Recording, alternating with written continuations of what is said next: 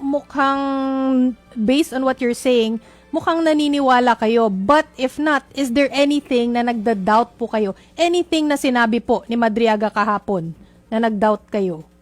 In my honest opinion diyan, Cheryl, nakita nyo na umiyak pa si Madriaga eh. Buti kung parang crocodile tears lang ang ginawa niya, pero talagang umiyak siya ng gusto eh.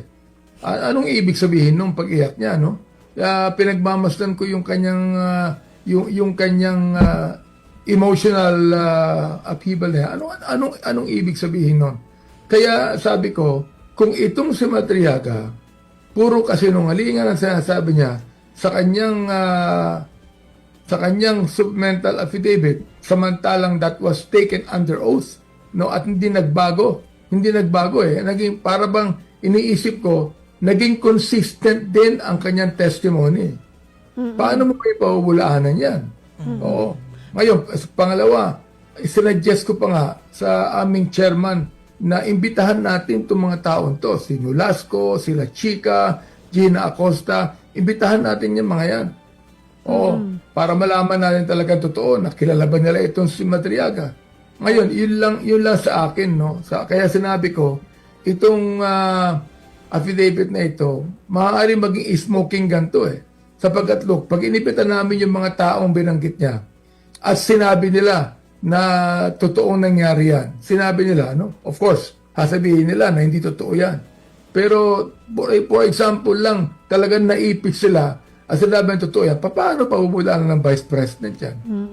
Paulit-ulit na sinasabi po, no, na clarificatory hearing yung kahapon and the next couple of hearings, also April 22, no?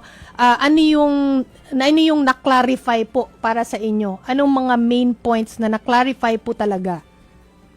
Sa akin, number one, na-clarify sa akin yung bigayan ng mga pera.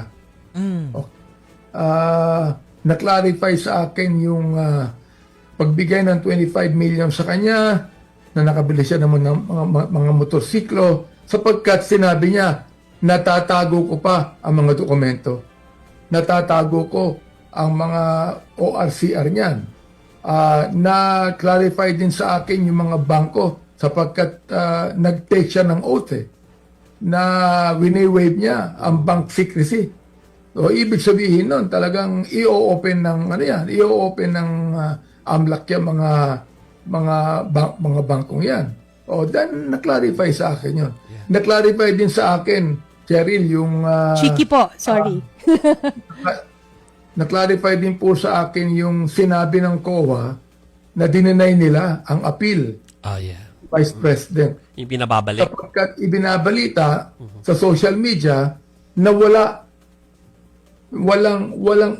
walang tinatawag na kaso sa COA.